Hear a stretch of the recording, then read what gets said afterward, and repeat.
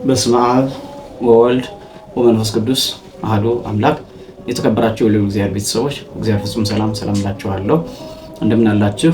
እግዚአብሔር ይመስገን ብለን እንድናመሰግን የሚያመሰግን አንደበት የሰጠን አምላካችን እግዚአብሔር በሰማይ ባሉት በቅዱሳን መላእክት በምድር ባሉት በደቂቀ አዳም እንዲሁም በካህናት ፍጥረታት ሁሉ ስሙ የከበረና የተመሰገነ ይሁን። እንኳን ለእናታችን ለቅድስት ድንግል ማርያም ወደ ቤተ መቅደስ የገባችበት ዓመታዊ መታሰቢያ በዓሏ በሰላም አደረሰን አደረሳችሁ። ታኅሳስ 3 ቀን እመቤታችን ወደ ቤተ መቅደስ የገባችበት ነው። ከእናቷ እቅፍ ወርዳ በሊቀ ካህናቱ አማካኝነት በቤተ እግዚአብሔር እንድትጠበቅ ቅዱሳን መላእክት ሰማያዊ ምግብን ሰማያዊ መጠጥን እንዲመግቧት እንዲያጠጧት ሁና የተገኘችበት ዕለት ነው። ታኅሳስ 3 ቀን ሲታሰብ ይሄ ይታሰባል ማለት ነው። በጥቅሉ እመቤታችን እንዴት ተወለደች፣ እንዴት አደገች፣ እንዴት ወደ ቤተ መቅደስ መጣች፣ በስንት ዓመቷ መጣች፣ እንዲሁም በቤተ መቅደስ ስንት ዓመት ቆየች፣ ምን እየበላች ምን እየጠጣች የሚለውን ነገር ንግስ በዓል ከሚከበርባቸው ቤተ ክርስቲያናት ላይ ሄዳችሁ ቃል እግዚአብሔርን ስሙ። ማህበራዊ ሚዲያ ማለት ቤተ ክርስቲያን ማለት አይደለም። ወደ ቤተ ክርስቲያን መቅረቢያ መንገድ ነው እንጂ እሱ ቤተ እግዚአብሔር አይደለም። ወደ ቤተ እግዚአብሔር መቅረቢያ መንገድ ነው። እስካሁን ደግሞ የምንቀበለው ከቤተ እግዚአብሔር ነው። መስቀሉን የምናገኘው ከቤተ እግዚአብሔር ነው። ይሄ ማህበራዊ ሚዲያ ማለት ቤተ ክርስቲያን አይደለም። በጥቅሉ ሄዳችሁ ቃል እግዚአብሔርን ማድመጥ አለባችሁ። ካላችሁበት ሳይመቻችሁ የቀራችሁ ከማይመች ቦታ ላይ ያላችሁ ሁኔታዎች ጊዜ ያልተመቻችሁ ሰዎች ካላችሁበት ሆናችሁ የትኛውም ቦታ ላይ ሆናችሁ ቃል እግዚአብሔር ልትከታተሉ ትችላላችሁ። የሚመቻችሁ ሰዓት ያላችሁ ሰዎች ግን ወደ ቤተ እግዚአብሔር ሄዳችሁ መስቀሉን ታሽታችሁ የቻላችሁ ስጋውን ደሙን ተቀብላችሁ ቃል እግዚአብሔርን ሰምታችሁ እንዲሁም ደግሞ ጸበሉን ጠጥታችሁ እምነቱን ተቀብታችሁ ደጁ ላይ ተሳልማችሁ እጅ ነስታችሁ መመለስ ይገባል ማለት ነው እና በጥቅሉ በዋነኛነት ዋናውን ትምህርት እዛው ላይ ታገኙታላችሁ ማለት ነው። እኔ ግን ለማስተላለፍ የፈለኩት ወይም ደግሞ የተወሰነ ግንዛቤ ለመስጠት የፈለኩት ምንድነው ስዕለት ከሚለው ላይ ነው። አስራት ማለት ሰው ወዶም ተገዶም ከሚያገኘው ነገር ከሚሰራው ነገር 10 ካገኘ ከ10 አንዱ ለቤተ እግዚአብሔር መስጠት አለበት። አስራት የሚባለው የግዴታ ነው። 100 አግኝቶ ከሆነ 90ው ለራሱ ነው፣ 100 የእግዚአብሔር ነው። 1000 አግኝቶ ከሆነ 100 የእግዚአብሔር ነው፣ 900 ደግሞ የራሱ ነው። ይሄ ግዴታ ነው። ቅዱሳት መጻሕፍት የሚያዙት ነው። ግዴታ ነው ማለት ቤተክርስቲያን አስገድዳ እጅና እግር ጠፍንቃ አስራ አስገድዳ አምጦ ላክል ትችላለች። እግዚአብሔር ግን ያስገድዳል። እግዚአብሔር ያስገድዳል፣ ነገም ዋጋ ያስከፍለናል።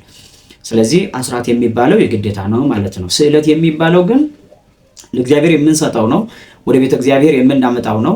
ወደ ቤተ እግዚአብሔር ስናመጣ በፍላጎታችን ራሳችን የምንናገረው ማንም ሳያስገድደን ማንም አድርጎ ሳይለን ራሳችን በፍላጎታችን ራሳችን የሆነ መሰረት አድርገን የምንሰጠው ነው። አንዳንዱ ደስ ብሎት ሊሳል ይችላል፣ አንዳንዱ ደግሞ በስሜት ሊሳል ይችላል፣ አንዳንዱ ቸግሮት ሊሳል ይችላል።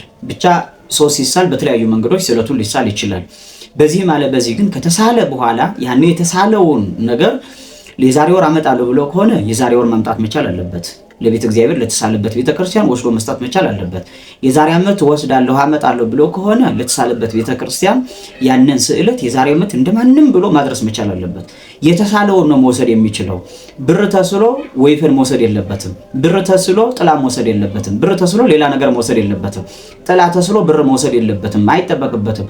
የተሳለውን ነገር ነው ማድረግ የሚገባው። ይሄንን ነገር አድርጋለሁ አይደል ያልከው? ይሄንን ነገር አድርጋለሁ ብላችሁ አይደል የተሳላችሁት? ያ የተሳላችሁትን ነገር ነው ለቤተ እግዚአብሔር መስጠት። እግዚአብሔር ይሄንን ካደረገልኝ ይሄንን አመጣለሁ ብላችሁ በቃላችሁ በአንደበታችሁ ካፋችሁ ያወጣችኋትን ያችን ነገር ነው ወስዶ ለቤተ እግዚአብሔር መስጠት የሚገባው። ስለዚህ ስዕለት የሚባለው ራሳችን ፈልገን ራሳችን ማንም ሳያስገድደን ማንም ሳይገፋፋን ማንም ስሜት ውስጥ ሳይከተን በገዛ ፍላጎታችን ለእግዚአብሔር እናመጣልሃለን ብለን ቃል የምንገባው ማለት ነው። ይሄ ማለት አንዳንዱ ሰው በደስታው ምክንያት ሊሳል ይችላል። ደስ ብሎኛል፣ በቃ ዛሬ ከኪሴ ስላልያዝኩኝ የዛሬ ወር አመጣለሁ፣ ዛሬ ከኪሴ ስላልያዝኩኝ የዛሬ ዓመት ይሄን ይዤ እመጣለሁ ብሎ ሊሳል ይችላል። ደስ ብሎት ማለት ነው። ይሄ ያለፈ ደስታ ስለሆነ ቀኑ ሲደርስ ስዕለቱን ማስገባት መቻል አለበት። አንዳንዱ ደግሞ በችግር ጊዜ ልክ ሐናና ኢያቄም ልጅ ሲያጡ ልጅ እንደተሳሉ ማለት ነው። ልክ ሐና የሳሙኤል እናት ልጅ ስታጣ ለቤተ እግዚአብሔር እንደተሳለች ማለት ልጅ ሰጠኸኝ እንደሆነ ይሄንን አድርጋለሁ ብላ እንደተሳለችው ደግሞ ሰው በችግሩ ጊዜ ሊሳል ይችላል፣ በጭንቁ ጊዜ ሊሳል ይችላል።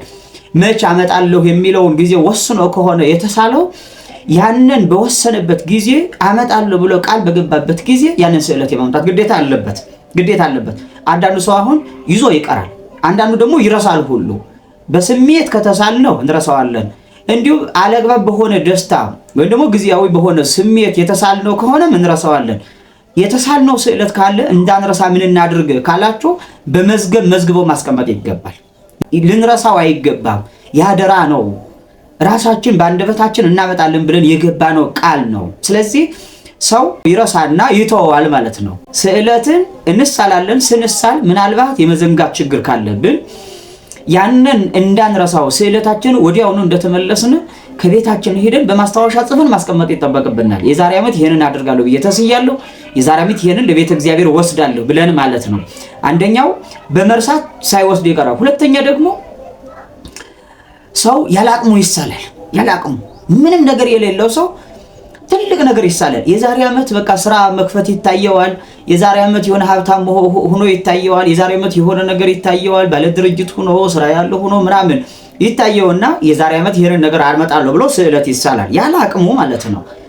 ዶሮ የሌለው ሰው በሬ ቢሳል ምንም ትርጉም የለውም። የዛሬ ዓመት በሬ ገዝቼ ቆያለሁ፣ 2 በሬ አደርጋለሁ፣ አንዱን በሬ ለእግዚአብሔር እሰጣለሁ ብሎ ቢሳል ከንቱ የሆነ ስዕለት ነው የሚሆነው። ስለዚህ ሰው ስዕለቱን በሚሳልበት ጊዜ የአቅሙን ነው መሳል መቻል ያለበት። የያዘውን ነገር ነው መሳል መቻል ያለበት። የሚያገኘውን ነገር ነው መሳል መቻል ያለበት። ከእጁ ያለውን ነገር ነው መሳል መቻል ያለበት። ስለዚህ ያንን ይሳልና ያለ አቅሙ የሆነ ስዕለት ይሳልና ዓመቱ ሲደርስ መክፈያ ያጣል ማለት ነው። ወደ ቤተ እግዚአብሔር ለመምጣት ሁሉ ያፍራል። የጥፋተኝነት ስሜት ይሰማዋል። እንዴት ብዬ ነው በእግዚአብሔር ፊት የምቆመው? እንዴት ብዬ ነው እንዲያው የዛሬ ዓመት የዛሬ ወር አመጣለሁ ብዬ የተሳልኩትን ስዕለት ሳሊዝ ወደ ቤተ እግዚአብሔር የምሄደው ይልና ደግሞ ሁለተኛ ጥፋት ያጠፋል ማለት ነው። ስዕለቱን አለማምጣቱ አንድ ጥፋት ነው። ስዕለቱን በአቅሙ አለመሳሉ ሁለተኛ ጥፋት ነው። ሶስተኛ ደግሞ እግዚአብሔር ይቀየመኛል፣ እግዚአብሔርን አስቀይሜዋለሁ ብሎ ደግሞ ከቤተ እግዚአብሔር መራቅ ሶስተኛ ጥፋት ማለት ነው።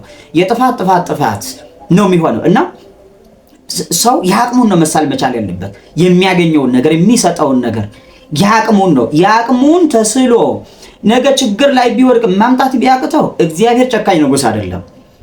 እግዚአብሔር የማያውቅ ክፉ አምላክ አይደለም። ክፉ ፈጣሪ አይደለም። ችግራችንን ያውቃል። ስናገኝ እንሰጣለን ብለን ተመልሰን በዛች ጊዜ ቤተ እግዚአብሔር ላይ ደጅ ጠንተን ጸሎት አድርገን ተንበርክከን ሰግደን አስቀድሰን ከቻልን ሥጋውን ደሙን ተቀብለን ቃለ ወንጌሉን አዳምጠን አገልግሎቱ ላይ የምንችል ከሆነ ደግሞ ተሳትፈን ወደ ቤታችን እንሄዳለን። አምላኬ እግዚአብሔር ሆይ ያን ስዕለቴን እንዳስገባ እባክህ ፈቀድልኝ፣ እባክህ አቅም ፍጠርልኝ እያሉ እየሰሩ እግዚአብሔርን መማጸን ይገባል እንጂ ያለ አቅም ተስሎ እንዲያው አቅም አጠረ ቢሉ አይሆንም። አቅም ኑሮ ሀብት ኑሮ በአቅሜ ልክ በሀብቴ ልክ አመጣለሁ ብለሽ ተስለሽ ያሽው ሀብት ቢጠፋ እግዚአብሔር አይበሉና ይምጣባችሁና እግዚአብሔር ያንን ሀብታችንን ማጣታችንን የማያውቅ ይመስላችኋል? ያውቃል እኮ ያውቃል። ስለዚህ ለእግዚአብሔር ጉዳዩን መንገር ይገባል። እግዚአብሔር ያውቃል አይደል ብለን ዝም ማለትም አይጠበቅብንም። እያንዳንዱን ነገር እግዚአብሔር ያውቀዋል። ግን ደግሞ ለእግዚአብሔር ማሳሰብ ተገቢ ነው።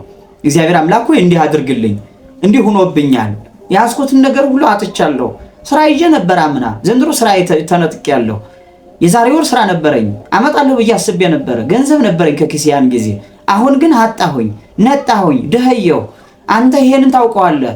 አንተ ተአምር ድካም ወለሰብ የሰውን ደካማ ጎን የሰውን አቅም ማጣት አንተ ታውቀዋለህ ብሎ እግዚአብሔር ማሳሰብ ይገባል። አቅም ስናገኝ እንሰጣለን ማለት ነው። ስለዚህ በጣም ጥንቃቄ ማድረግ የሚገባል። አንደኛ የምንረሳ ከሆነ መሳል የለብንም። ስናገኝ ዝም ብለን እንሰጣለን። ሁለተኛ ደግሞ አቅም የሌለን ከሆነ መሳል የለብንም። ሁለተኛ ሶስተኛ በስሜት መሳል የለብንም። በስሜት ማለት በቃ ይሆን በቃ ነገሌ ሁሉ ሲያደርጉ ብሎ መሳል ወይም በጊዜያዊ በሆነ ደስታ ጊዜያዊ በሆነ ስሜት መሳል በጣም አደገኛ ነው። አራተኛ በጣም ጥንቃቄ ማድረግ የሚገባው ካልተሳልኩኝ እግዚአብሔር አያደርግልኝም ብሎ መሳል። እግዚአብሔር ጉቦኛ አይደለም። እግዚአብሔር ሙሰኛ አይደለም። እግዚአብሔር ገንዘብ ካልሰጠን የማይሰራ አምላክ አይደለም። ፍላጎታችን ፈቃዳችን የማይፈጽም አይደለም። ወዘእንበለ ንስአለው ይሁ ፍትወተን አይደለም። ሳንለምነው ሳንጠይቀው አድርግልን ሳንለው ፍላጎታችንን የሚፈጽምልን ነው አምላካችን እግዚአብሔር። ስለዚህ እኛ በፍላጎታችን ነው ምንሳለው እንጂ እግዚአብሔር በዚህ ሁኔታ ይገደዳል በሚል አይደለም። እና ጥንቃቄ ማድረግ ያስፈልጋል። የምንረሳው ከሆነ መሳል የለብንም በምንም ተአምር ማለት ነው። አቅም የሌለን ከሆነ በምንም ተአምር መሳል የለብንም። በጣም ጥንቃቄ ማድረግ ይገባል። ስዕለቱን ሳንሰጥ ብንቀርስ ምን ይመጣል? መክሰፍት ነው። ርግማን ነው። የሰው ገንዘብ መብላት ነው። የእግዚአብሔርን ገንዘብ መብላት ነው። የእግዚአብሔርን ገንዘብ መብላት ደግሞ ምን ያክል ዋጋ እንደሚያስከፍል፣ ቃልን ማጠፍ ደግሞ ምን ያክል ዋጋ እንደሚያስከፍል ማንረዳ ሰዎች አይደለም። የሚረዳ አቅም አእምሮ እግዚአብሔር አምላክ ሰጥቶናል። ያን የሚረዳውን አእምሮ ይዘን ደግሞ እግዚአብሔር ላይ ብናታልል መልሰን ከመቅሰፍት ላይ መቅሰፍት ከመከራ ላይ መከራ ማምጣታችን ነውና የምናደርገውን ነገር እንሳል፣ የምናመጣውን ነገር እንሳል፣ ያቅማችንን እንሳል፣ በስሜት አንሳል። እግዚአብሔርን ልክ በሙስና አንድን ባለስልጣን እንደሚያስገድዱ ሰዎች አድርገን ለማስገደድም አንሳል። በእውነቱ የእመቤታችን የቅድስት ድንግል ማርያም በረከት ከሁላችን ጋር ይሁን። ከተሳልነ ግን አናስቀር፣ የተሳልነውን ጊዜም አናሳልፍ፣ የተሳልነውን ነገርም አንለውጥ። የመጨረሻ መልእክቴ ነው። ስብሐት ለእግዚአብሔር።